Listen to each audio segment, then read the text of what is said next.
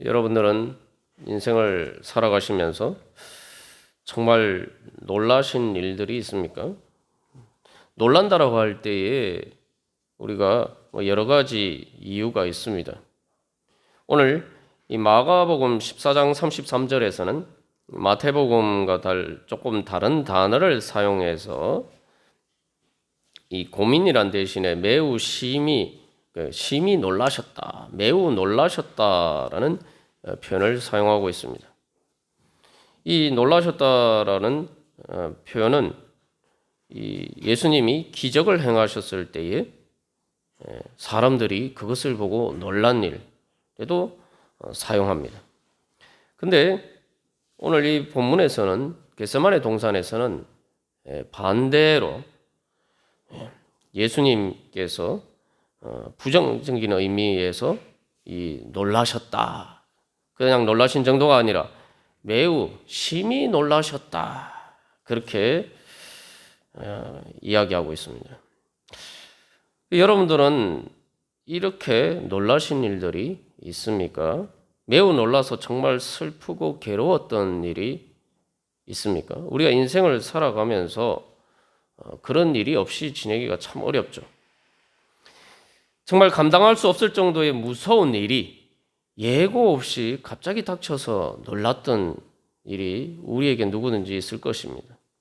한 번도 생각해보지 않았던 불행한 일이 내 귀로 듣고도 이게 진짜인가 싶어서 귀를 의심할 정도로 놀랄 만한 충격적인 불행이 우리에게 닥쳐올 수도 있습니다.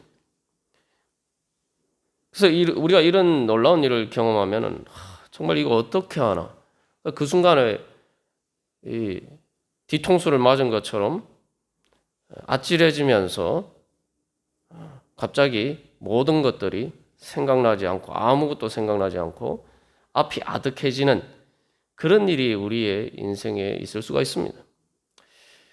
제 자신의 인생을 뒤돌아보면은 갑자기 어느 날 10살밖에 안 된 초등학교 3학년밖에 되지 않은 막내 동생이 죽었다. 이 진짜인가? 도저히 믿기지 않는 그런 일들이 있었고, 또 갑자기 또 일이 안 되어서 전혀 예상하지 못했는데 군대에 가야 하는 일들도 있었고, 때로 또 갑자기 전화가 와서 아버지께서 교통사고를 당하셨는데 중상을 당하셔서 지금 대수술을 받아야 된다, 또 이런 이야기. 또 가족 중에 누가 이렇게 암에 걸렸다. 우리가 이런 인생 살아가면서 이런 정말 놀랄 만한 일들이 우리에게 다 있습니다.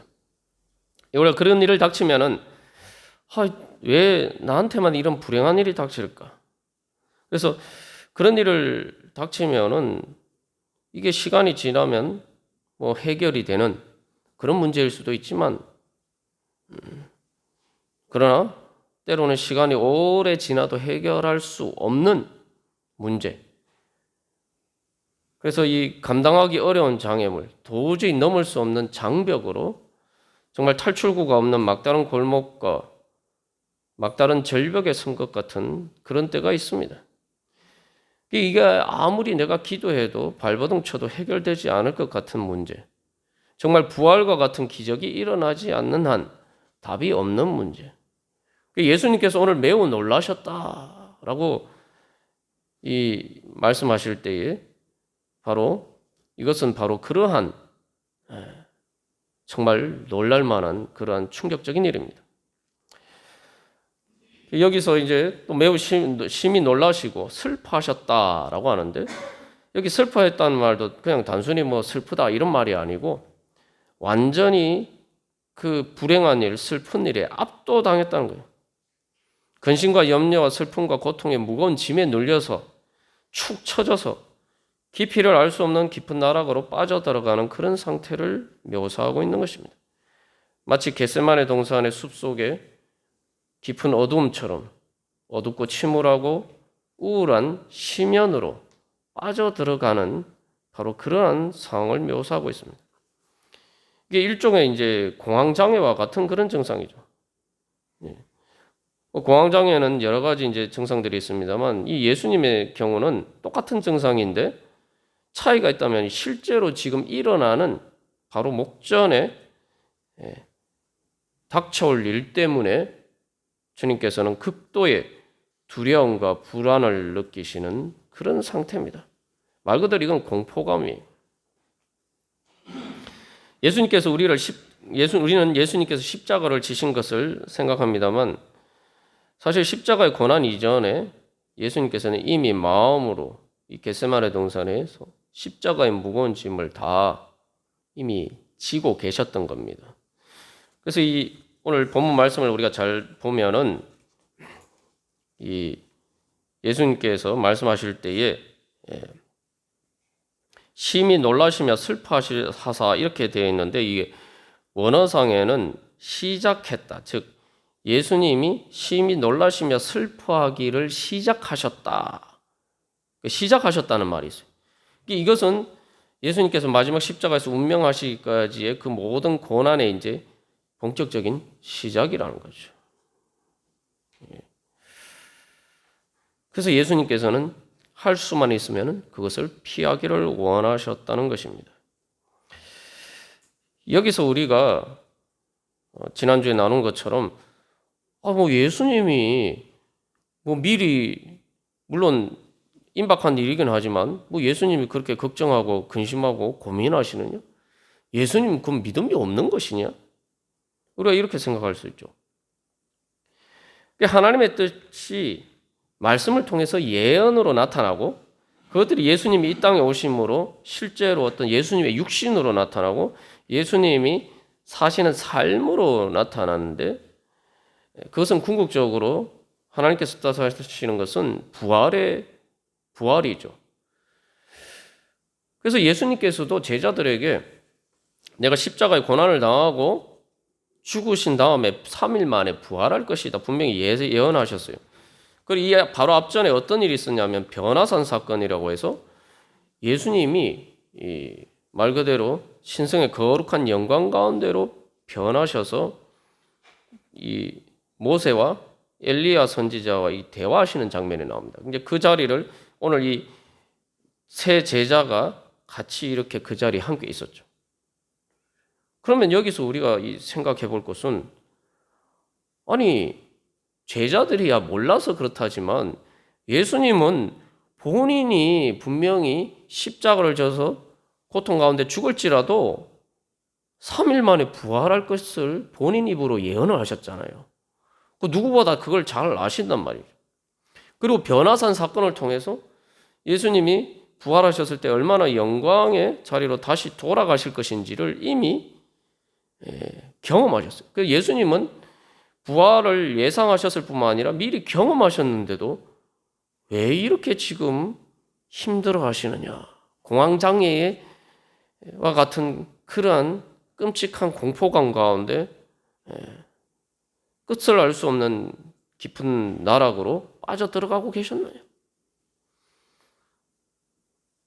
그래서 우리가 계속 나눈 것처럼 제자들의 문제가 믿음으로 나아가지 예수님을 따르지 못한 문제가 십자가를 통해서 부활에 이른다.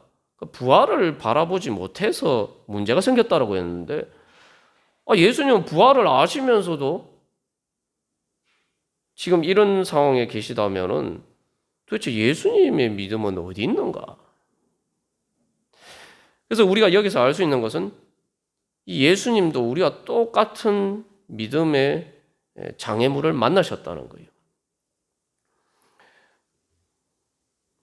예수님도 막상 부활하실 것을 아셨음에도 불구하고 그것을 현실로 지금 육신의 현실로 그 앞에 있는 십자가를 그러한 부딪히셨을 때 예수님도 우리처럼 똑같이 괴로워하셨던 거예요. 그래서 예수님도 피하고 싶어 하셨다는 거죠. 물론 예수님께서는 결국 그 모든 것을 그 믿음의 장애물을 기도로 극복하시고 십자가를 지셨습니다만 우리와 똑같이 힘드셨다는 거죠. 그러니까 우리가 이제 믿음으로 주님 앞에 나아갈 때에, 그래서 우리가 이런 상황 자체는 지극히 자연스러운 것이다. 그래서 예수님께서 닥치신 이 장애물이 뭡니까? 바로 예수님께서 이 지금 목전에 두신 십자가의 고난은 사실은 우리를 대신해서 우리와 같은 육신으로 시험을 받으신 것이죠. 이게 우리하고 똑같은 몸을 가지고, 몸뿐만 아니라 똑같은 마음을 가지고, 예수님의 몸도 죽을 몸이란 말이죠. 우리와 똑같이 죽을 몸이란 말이죠. 그래서 우리 대신에 우리의 불신의 무거운 짐을 지고, 불신에 하도록 만드는 믿음의 그 장애물의 무거운 짐을 지고 예수님께서 가셔야 했기 때문에 우리와 똑같은, 우리가 불신에 사로잡힐 때, 우리의 믿음이 연약해질 때와 똑같은 상황에 예수님이 처하시게 됐다는 겁니다. 이것이 단순히 예수님이 속으로는 안 그런데 그냥 겉으로만 그러신 게 아니라는 것을 이 성경 말씀은 표현하기 위해서 이 마가복음 14장 34절에서는 마음이라고 얘기죠.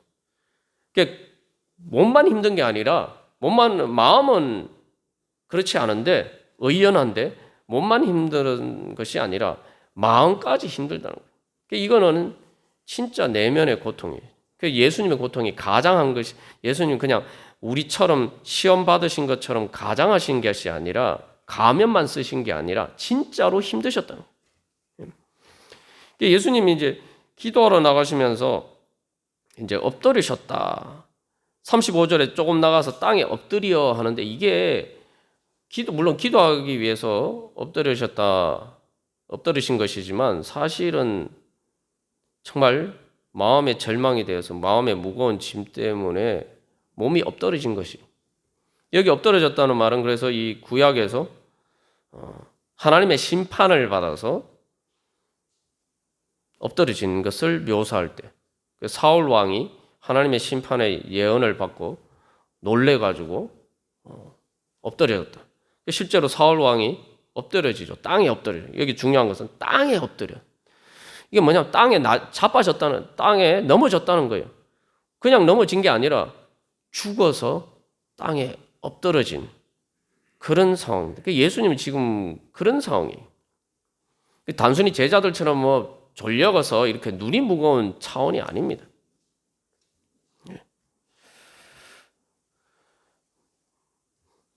그래서 우리가 이 예수님이 이 문제를 어떻게 극복하셨는지, 이것을 우리가 잘 알기 위해서 이 예수님의 그럼 고통의 실체가 뭔지, 예수님이 도대체 뭐 때문에 공황장애와 같은 그런 끔찍한 공포감을 느끼셨는지, 도대체 하나님의 아들이신 예수님께서 부활을 다 아시면서도 왜 그렇게 고통스러워 하셨는지, 우리가 그 정체를 잘 알아야 됩니다. 그래서 그것을 우리가 잘 알고 주님께서 우리에게, 예수님을 통해서 우리 대신 그 짐을 지고 가시고 우리에게 문제를 해결해 주시고자 하셨던 바로 우리의 문제가 뭔지를 우리가 잘 깨달아 알고 주님의 십자가 앞에 나가야 됩니다.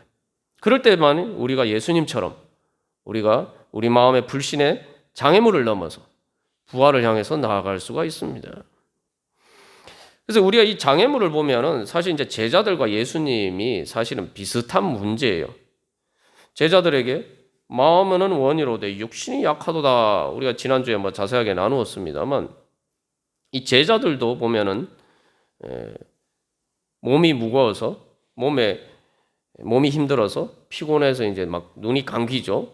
그런데 누가복음에서는 좀 더 직설적으로 제자들이 슬퍼서 잠들었다 이렇게 얘기했는데, 뭔가 마음의 문제예요. 우리가 이 부분에 대해서는 우리가 잘 이미 살펴봤습니다. 근데 예수님의 고통이, 또 우리의 고통이 단순히 우리의 몸이 죽을 몸이기 때문에, 단순히 우리의 육신이 연약해서, 또 우리의 육신이 연약해서 우리의 마음이 우리의 죽을 몸에 지배를 당하기 때문에, 단순히 그 두 가지 문제겠습니까? 예수님께서 닥치신 이 문제를 우리 자신의 문제들에 비춰보면은 첫 번째로 우리가 삶에서 경험하는 모든 힘든 일, 몸과 마음의 모든 힘든 일, 그죠? 예수님은 그 모든 것을 다 지고 가셔야 됐기 때문에 힘드신 거예요.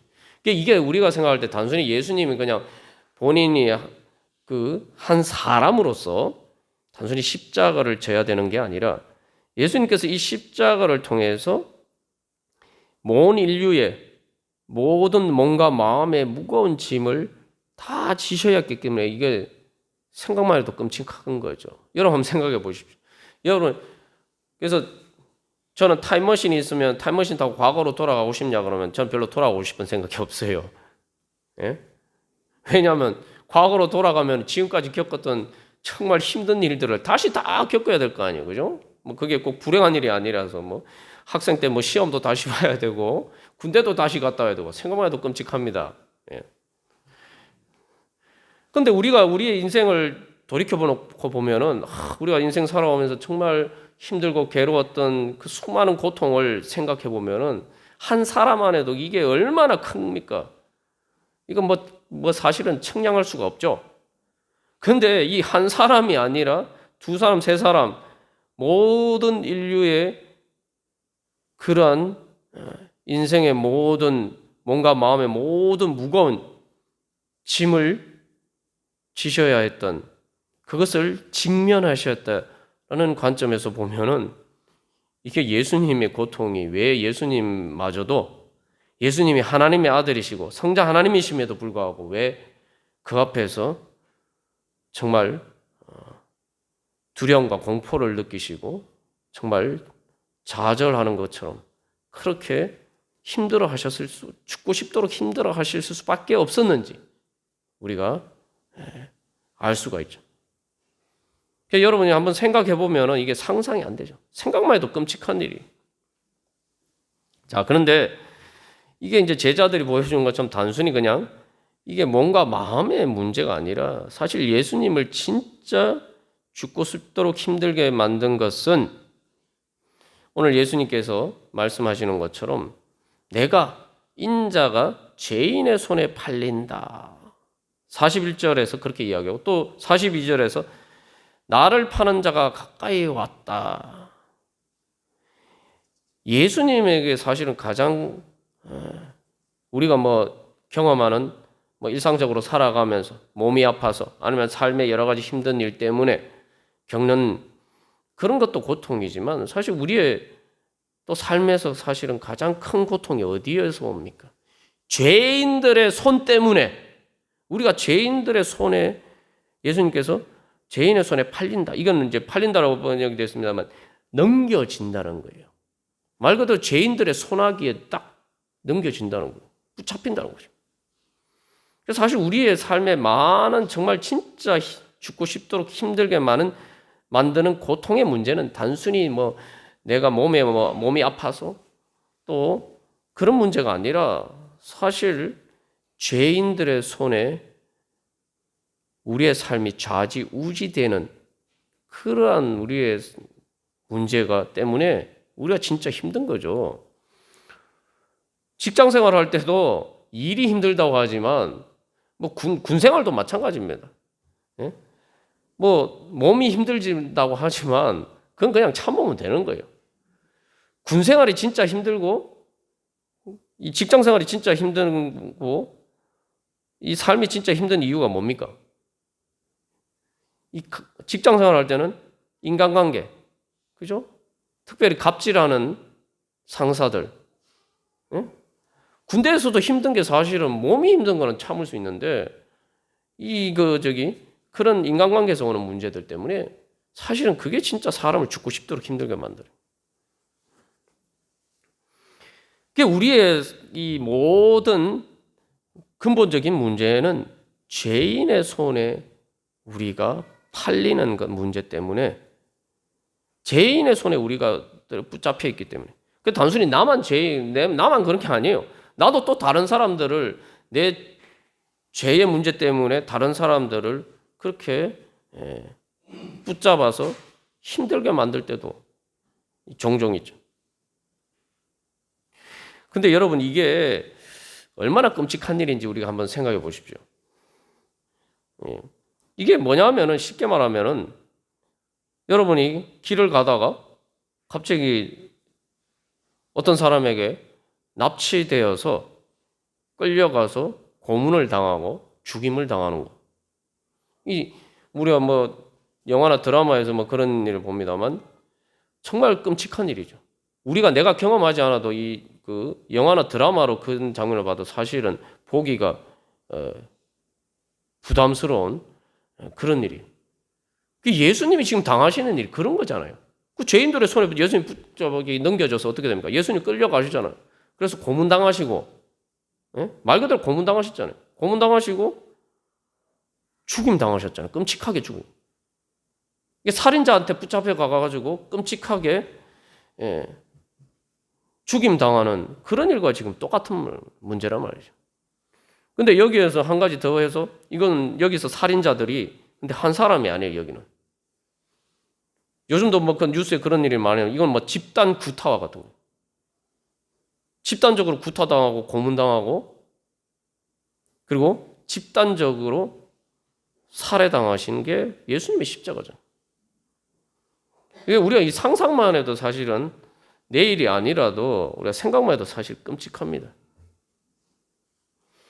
예수님이 그래서 예수님의 고통의 가장 근본적인 문제는 죄인이에요. 죄인들 때문이에요. 죄의 문제예요. 우리의 고통의 문제도 마찬가지입니다. 사람들이 한번 생각해 보세요. 사람들이 갑자기 다 변해가지고 이 땅에서 우리가 같이 사는 사람들이 다 천사처럼 변한다고 한번 생각해 보십시오. 그러면 세상이 그래도 행복하지 않겠어요? 그죠? 그런데 바로 내 옆에 있는 사람, 내하고 같이 삶을 같이 저 멀리 뉴스에 나오는 악당들, 악한 사람들 이게 문제가 아니라 내하고 지금 같이 옆에서 나하고 같이 살아가는 사람들이 나를 힘들게 만든단 말이죠. 예수님이 진짜 고통스러우셨던 것은 바로 죄의 문제 때문에. 우리의 몸도 지난주에 말씀드린 것 여기서 이제 육신이라고 번역된 단순히 몸이 아니라 소마라는 단어가 아니라 우리가 부활할 몸 사도신경에 우리의 몸이 다시 사는 것과 할 때는 소마라는 단어를 쓰는데 여기는 그 소마가 아니라 사르스라는 부정적인 의미로 사용되던 그 단어를 사용하는 이유가 바로 그거죠. 육신이 약하다. 왜 육신이 약하게 됐습니까? 죄 때문이죠. 왜 육신이 죽게 됐습니까? 죄 때문이에요. 성경은 죄 때문이에요. 근데 여기에서 우리가 미처 깨닫지 못하는 예수님은 아시는 우리의 고통을인데 정작 당사자인 우리는 느끼지 못하는 고통이 있어요. 그게 바로 이 죄의 고통이에요.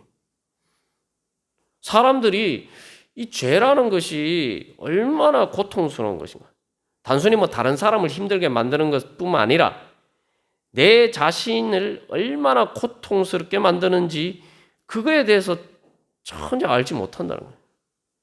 내가 살면서 힘들고 몸이 아프고 이런 거 이게 고통은 잘 아는데 예수님이 정작 가장 힘들어 하셨던 그 죄인의 손에 팔리는 그 죄의 고통에 대해서는 우리가 무지할 때가 많습니다. 예수님께서 이 자기의 고난을 이야기를 하시면서 이 그 포도주 잔과 같은 잔이죠. 이 잔을 내게서 내가 피할 수 있게 하시옵소서 이 얘기하잖아요. 이 잔, 왜 잔이라고 표현했을까요? 이 잔이라는 말은 구약에서 하나님의 심판을 상징하는 것입니다. 또 죽음을 상징하고. 하나님께서 심판하실 때 구약의 전형적인 묘사가 이런 거예요. 하나님이 그 심판의 잔을 마시고 그 죄인들이 거기 말 그대로 술 취한 것처럼 되는 거예요. 술 취한 것처럼 돼서 하나님의 심판을 받는다는 거예요. 술 취하는 것처럼 술 마시는 것처럼 하나님의 심판을 마신다는 거예요. 이게 무슨 의미냐?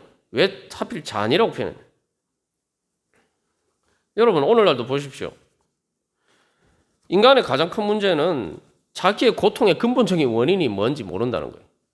내가 이 고통에서 벗어나고 싶어 하면서도 그 고통의 근본적인 원인이 죄가 바로 고통의 근본적인 원인이라는 사실을 알지 못한다는 거예요. 그리고 죄를 통해서 이 사망의 권세가 나를 지배하기 때문이다. 내가 죄의 권세에서 해방이 돼야 사망의 권세에서도 해방될 수 있는 건데. 근데 죄를 고통스럽게 여기지 않아요. 다른 사람들에게 막 내가 죄의 손으로 다른 사람들을 힘들게, 나도 의식했던 의식하지 못했던 다른 사람들을 힘들게 만들면서도 깨닫지 못하고, 내 때문에 저 사람이 얼마나 힘든지 모르고, 그리고 그것 때문에 사실은 내가 정말 내 영혼이 얼마나 고통스럽게 되는지를 모른다는 거예요. 왜냐? 죄의 술에 취해서. 죄의 술에 취하면 어떤 일이 생깁니까? 우리가 잘 알 수 있는 오늘날 현실에서 제가 보니까 이거 뉴스를 틀면 항상 나오는 뉴스들이 있어요. 예? 사람들이 뉴스를 봤으면 아우 저런 끔찍한 일이 있네. 아우 난 절대 저러면 안 되겠다 이렇게 생각해야 되는데 계속 반복적으로 뉴스에 나오는 일이 있어요. 음주운전을 해서 다른 사람도 죽게 만들고 때로는 자기도 죽어요. 그 정말 황당한 일 중에 하나가 그런 거죠. 술 취해가지고 도로 한가운데 누워 있는 거예요. 그것도 어두운 밤에, 캄캄한 밤에. 그래서 지나가는 차에 치여서 운명을 달리하는 그런 경우들. 그게 바로 죄의 술에, 마치 우리가 이제 눈에 보이는 술에 취해도 그런 일이 생깁니다만 죄의 술에 취하는 게 바로 그런 거예요. 그래서 예수님이 경험하신 고통은 단순히 내가 십자가를 지니까 내 몸이 힘들고, 예? 지금 예수님 단순히 물론 그것도 힘들죠. 사실 십자가의 고통은 예전에도 한번 말씀드렸지만 이게 숨 한 번 쉴 때마다 온몸이 사지가 찢어지는 고통을 느끼게 만든 게 그래서 고안해낸 게 십자가예요. 십자가 형벌이. 예. 그리고 이렇게 못으로 손과 발이 딱 매달려 공중에 매달려 있잖아요. 그러니까 사람이 숨을 쉬려면 hen경막이 올라갔다 내려왔다 해야 되는데 그 숨을 쉴 때마다 이게 움직이잖아요. 그럼 어떻게 됩니까? 손과 발에 못이 박힌 것을 통해서 온몸에 이제 고통이 전기 고문을 하듯이 충격이 가해지는 거예요. 그렇다고 해서 빨리 죽지도 않아요. 예수님은 빨리 돌아가셨어요. 근데 다른 사람들은 보통 이게 2, 3일 정도 갑니다. 생각만 해도 끔찍하죠. 1분에 숨을 몇 번 쉽니까, 우리가? 생각만 해도 정말 끔찍한 거예요. 오죽했으면은 로마 시민들은 십자가라는 말을 절대 입에 올리면 안 돼요. 이 말만 들어도 막 공포에 사로잡히는 그런 형벌이라는 거죠. 근데 예수님은 단순히 그렇게, 물론 몸의 육신의 고통도 인간이 당할 수 있는 최악의 고통입니다만 사실은 그것보다 예수님을 더 고통스럽게 만든 것은 죄의 고통이에요. 죄의 고통. 그러니까 우리는 죄의 술에 취해서 죄가 얼마나 고통스러운지 느끼지 못해요. 그러다가 이제 술이 깨면은 정말 이 끔찍한 현실이 눈앞에 닥치는 거죠. 그 음주운전을 해서 내가 사고를 냈거나 아니면 내가 죽거나 다치거나 하면은 술 취했을 때는 술 취해서 운전할 때는 깨닫지 못하지만 술이 깨고 나면 그때부터는 끔찍한 고통이 현실이 내 앞에 기다리고 있는 거예요. 그게 바로 지옥이죠. 더군다나 우리가 생각해 보면은 예수님은 가장 의로우시고 거룩하신 분이기 때문에 죄라는 걸 모르시는 분이에요. 그런데 그 죄인의 손에 팔린다. 여러분 한번 생각해 보십시오. 그 나쁜 사람들끼리 같이 어울려가지고 그걸 할 때는 같은 나쁜 사람일 때는 그럼 덜 힘들어요. 그냥 그럭저럭 원래 그러고 살았으니까.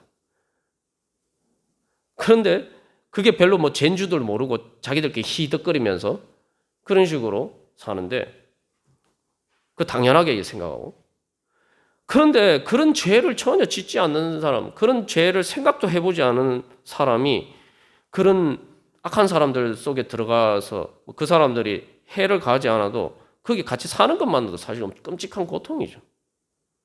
롯이 소돔에서 매일매일 사는 게 지옥 같은 거예요.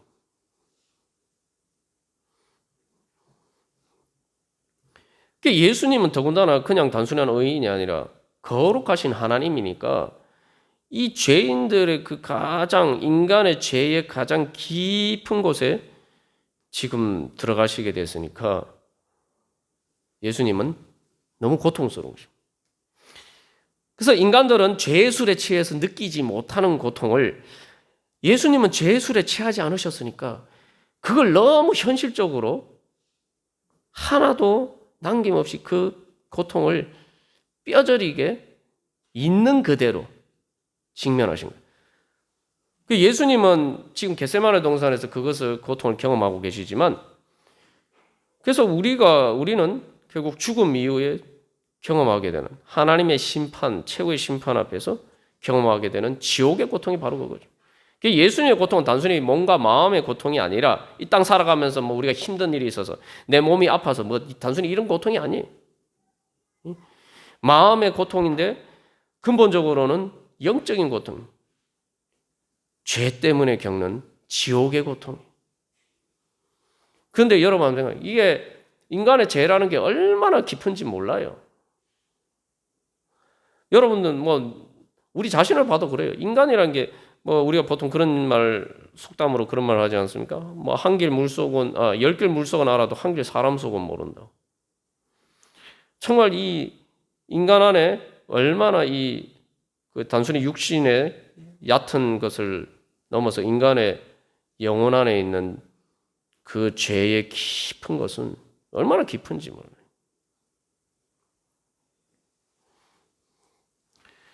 근데 이게 한 사람도 아니고 수많은 사람들, 그리고 단순히 이 땅에서 짓는 죄구나 결국 그것을 통해서 하나님의 최후의 심판 앞에서 피할 수 없는 그러한 고통.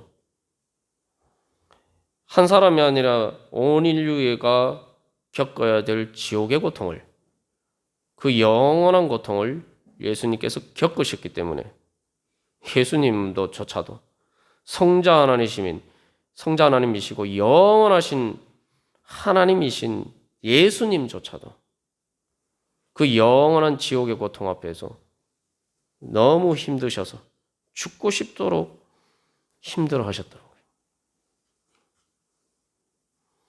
우리가 마치 제자들이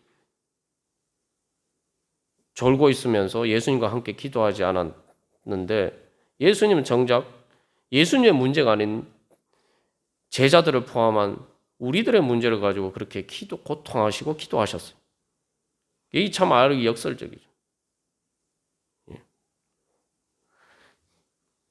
우리가 고통스러워하지 않은, 내가 빨리 그 고통을 깨달아 알고 주여 나를 불쌍히 여기소서라고 주님 앞에 나아가야 되는데, 내가 나아가야 되는데 바디메오처럼 내가 나아가지 않으니까 예수님께서 그 고통을 치시고 가셨다.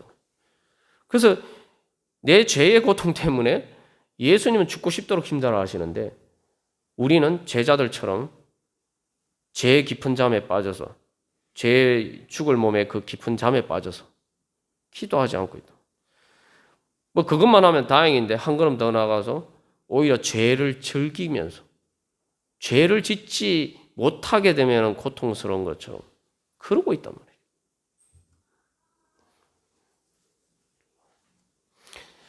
그래서 이 예수님의 고통은 결국 제자들과 그 거리, 사실 돌떨집만한 거리가 얼마나 이제 제가 이렇게 저렇게 대략 한 20-30m, 좀 많이 잡으면 40m 정도인데, 그 작은 거리지만 사실은 제자들과 예수님 사이에 넘을 수 없는 정말 깊은 그 괴리가 있었죠.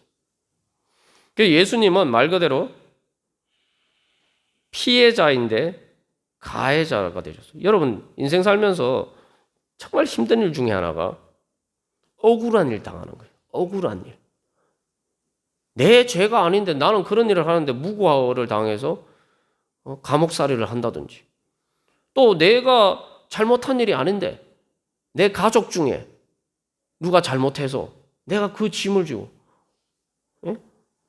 그 억울한 일을 당하면 사실 이게 제일 괴로운 거예요. 뭐 내가 잘못해서 내가 그 당하면 아유 내가 잘못했으니까 뭐 이런 일을 당해도 싸지, 우리가 이렇게 생각할 수가 있는데, 내가 잘못하지도 않았는데, 예? 이 땅에서 이 죄인들의 손에 의해서 수많은 이런 억울한 피해자들이 많이 나오는 거죠.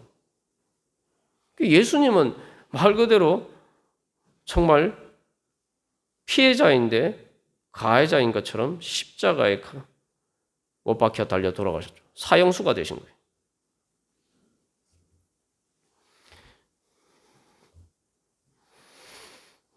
예수님께서 당하신 이 지옥의 고통, 그래서 하나님의 심판의 잔이다 그렇게 말씀드렸습니다만, 사실은 예수님께 가장 큰 고통은 배신당하신 거죠. 외롭게. 그래서 우리가 이 어떤 세상에서 힘든 일을 당하는 것도 힘들지만 진짜 힘든 것은 이 힘든 일에 대한 해결책이 없으면 진짜 이거는 뭐 답이 없는 거예요. 아무도 내 옆에 함께 해주지 않을 때에. 그래서 여러분 그렇잖아요. 사람이라는 게 말 그대로 인간이란 말도 사람 사이간자 쓰잖아요. 인간이 제일 힘들 때가 뭡니까? 오늘날 뭐 뉴스에 나오는 거 학교 폭력이나 뭐 이런 게 제일 큰 문제가 뭡니까? 왕따 하는 거죠. 왕따 당하는 거죠. 그죠?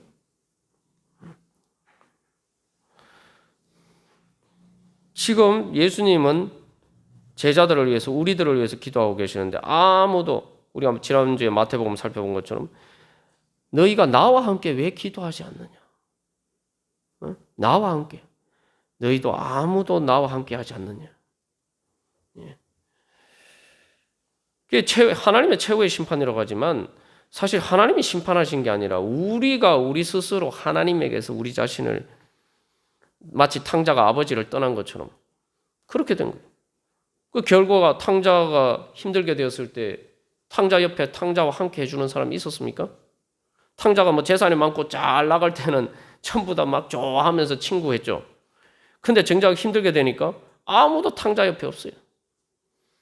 우리가 결국은 죄로 인해서 우리가 육신의 마지막 죽음의 순간에 가면 때, 예? 지옥의 가장 큰 고통은 사실은 인간이 그 왕따 당할 때, 정말 힘들 때 아무도 옆에 없는 그 외로움. 그래서 우리가 신앙생활 할 때도 정말 힘든 게, 내가 예수님 믿는데, 내가 이런 힘든 일이 있는데, 욥처럼, 내가 이런 억울한 일 당하는데 왜 하나님이 나한테 아무 응답도 안 해주시는? 내가 이 기도하는데 왜 도대체 주님께서 응답을 안 해주시는? 주님께서 침묵하시는 것 같을 때,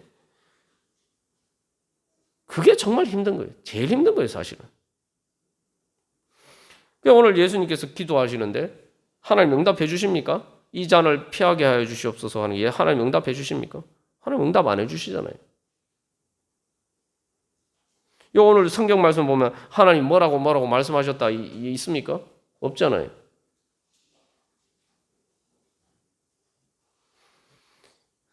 우리가 하나님께 응답하지 않은 게 우리의 불신의 죄고, 불신이 모든 죄의 근본이고, 하나님에게서 늘 떠난 우리의 죄가 가장 죄의 근본이랍니다. 하나님과 함께하지 않고 하나님을 혼자 내버려 두고 우리를 사랑하시는 하나님의 사랑을 배신하고, 가룟 유다가 이 다음에 죄인의 손에 팔린다고, 여기 죄인이 첫 번째가 누굽니까? 가룟 유다잖아요. 가룟 유다의 손에 배신당하신 것처럼 우리가 하나님을 배신하고 우리가 하나님을 떠났을 때 하나님의 그 고통, 예수님은 바로 그 고통과 함께 그 하나님의 고통, 또한 그 하나님에게서 떠남으로 홀로 외로이 남게 된,